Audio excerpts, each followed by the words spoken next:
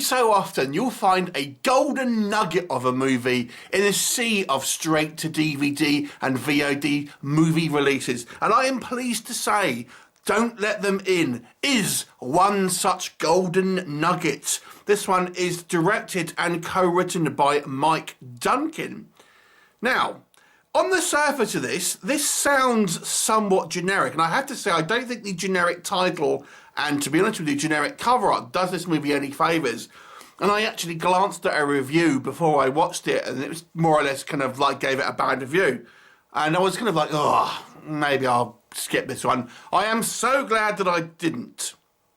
Now, on the surface of this, it's going to sound somewhat generic, but what we've got here, we have two social workers, played by Aidan O'Neill, who plays Carl, and Michelle Luther, who plays Jenna. Now, it's near Halloween, it's near the weekend, and there's just one more case that Jenna wants to visit in kind of out of the way in a very rural area. Carl kind of reluctantly kind of goes with her, which she was originally going to kind of go on her own. And it was this guy who has been released from prison after apparently committing a murder.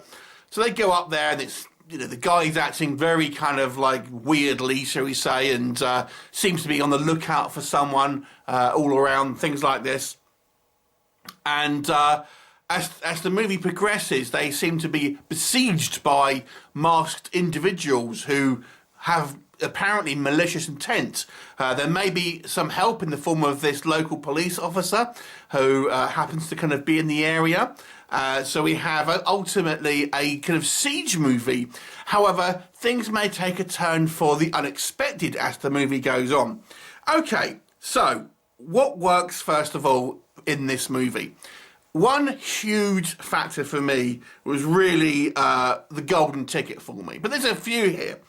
Aidan O'Neill as Carl was an absolute pleasure to watch. Now, if you are a fan of Ricky Gervais and you like his kind of comedy stylings, not so much his characters and his kind of like dramatic stuff, but this is like having Ricky Gervais acting like Ricky Gervais in a horror film. It's basically, this is kind of what this Carl character is like. He's more or less playing like a very kind of Ricky Gervais sort of style character, and it was just hilarious.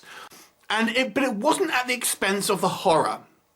So we got this character Carl, who's a little bit of a kind of slacker to a degree. I mean, you don't feel like he's doing a bad job, but he's just in it for the money, that sort of thing. He just kind of wants to do a good job and get out in the pub, basically, and have a bit of a laugh, that sort of thing. And he kind of reluctantly goes with Jenna to kind of to find this guy. They end up kind of getting stuck in this kind of farmhouse.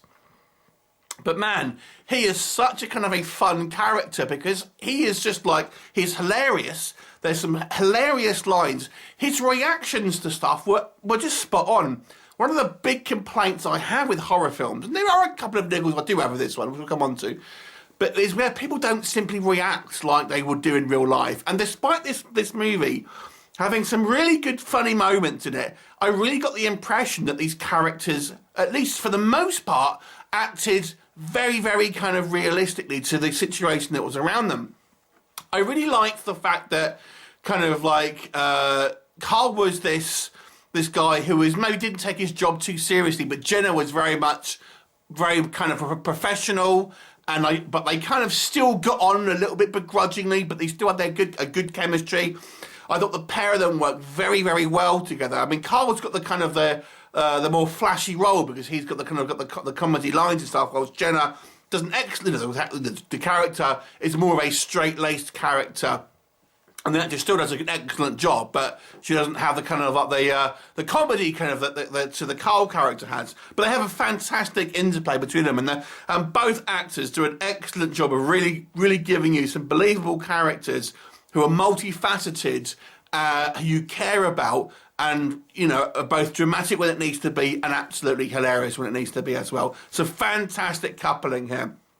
The actual peripheral characters as well. This guy who lives in this kind of house. You know, he's both dangerous, but you kind of feel sorry for him as kind of the movie progresses. You'll kind of discover kind of more about him. Even the kind of this police officer who doesn't have as much screen time as the other three. Again, in just a short amount of time, I feel you get a good sense of that character. So I got to say, I thought all of the actors here did a great job, and the direction of the actors was also fantastic. So we've got fantastic characters. Now, the story by itself, it sounds kind of generic and stuff like you've seen before. You're Next, things like that. And yes, there is a degree of that, but the movie takes a kind of a left turn that I simply wasn't expecting. Now, I don't tend to read up a lot on movies before I watch them. You know, I like to kind of somewhat be kind of surprised. But the blurb on this, which I did read, really didn't give you an idea about what's actually going to happen. And I was kind of quite, oh, blimey, this isn't where I thought it was going to be going in a direction where I thought, wow, this is a lot, because there's a lot more going on here than I initially anticipated, and I don't want to spoil it for you, but suffice to say, it's more horror than you may be initially expecting here, so that was good. There are a couple of like fun kill scenes here that I thought handled very, very kind of well. It's not like loads of bodies are dropping and stuff like that, and the effects, although obviously on a budget here, I thought are done particularly well. And I got to say, I thought the movie has a kind of satisfying arc, and I feel like characters kind of end up in a good place in regards to their character arcs and things like that.